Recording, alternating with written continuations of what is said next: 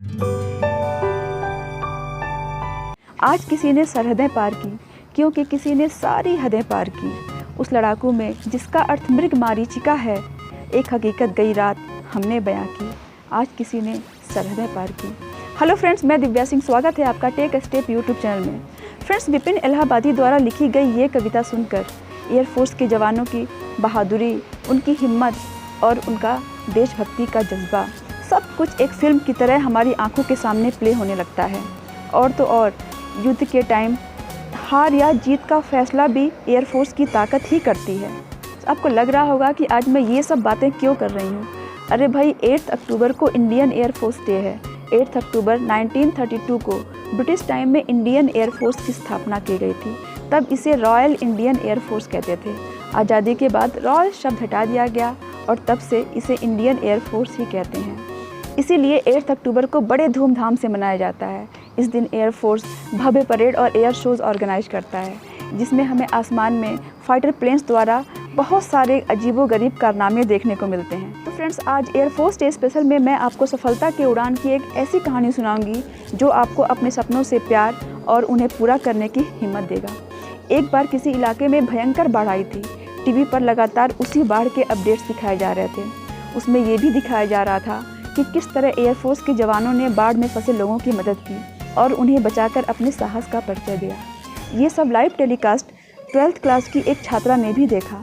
वो ये सब देखकर एयरफोर्स से इतनी इंस्पायर हुई कि उसने उसी वक्त एयरफोर्स में जाकर देश सेवा करने की मन ही मन ठान ली।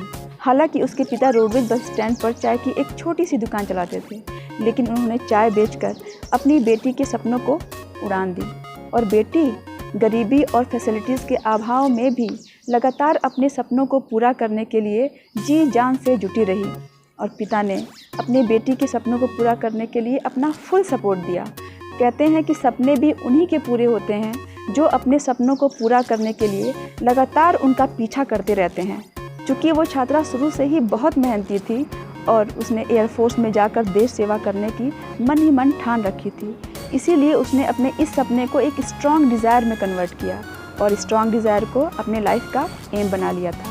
शायद इसीलिए पहले उसे सब इंस्पेक्टर की नौकरी मिली, लेकिन कुछ दिनों बाद उसने ये नौकरी छोड़ दी।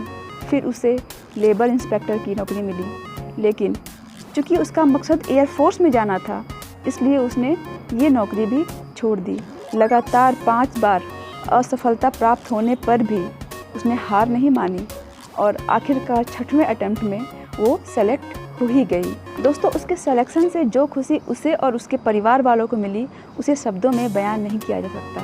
लेकिन हम में से ज़्यादातर लोग लाइफ में आने वाली प्रॉब्लम्स से घबराकर, स्पेशली अपने इकोनॉमिक कंडीशन को लेकर, वे या तो अपने खर्चों को कम करने लगते हैं या फिर अपने सपनों का गला घोटने में लग जाते हैं, क्योंकि उस वक्त उन्हें एक यही सॉल्यूशन नज़र आता है, जबकि रियलिटी इसके जस्ट अपोजिट है।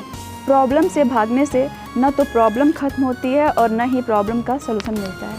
दोस्तों, अपने लाइफ में कुछ कर दिखाने के लिए, कुछ पाने के लिए सपने देखना बहुत ज़रूरी है, और उससे भी कहीं ज़्यादा ज़रूरी है अपने उन सपनों से प्यार करने की, उन सपनों को लगातार सोते जागते उठते बैठते अपने आँखों के सामने एक फ़िल्म की तरह देखने की।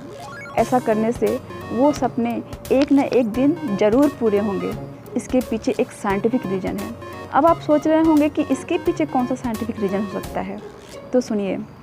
ऐसा करने से हमारी ब्रेन सेल्स एक्टिव हो जाती हैं और ये सेल्स हमारे चारों तरफ का एनवायरनमेंट हमारे सपनों के अकॉर्डिंग क्रिएट करने लगती हैं, और ये तब तक एक्टिव रहती हैं जब तक कि हमारे सपने पूरे नहीं हो जाते हैं। तब तक ना तो ये खुद चैन से बैठती हैं और ना ही हमें चैन से बैठने देती हैं। अंत में दोस्तों, अगर आपको ये वीडियो और कहानी पसंद आई हो तो वीडियो को लाइक करें और अपने विचार कमेंट बॉक्स में लिखें। देखते रहिए take a step YouTube channel. फिर मिलेंगे एक और नई कहानी के साथ।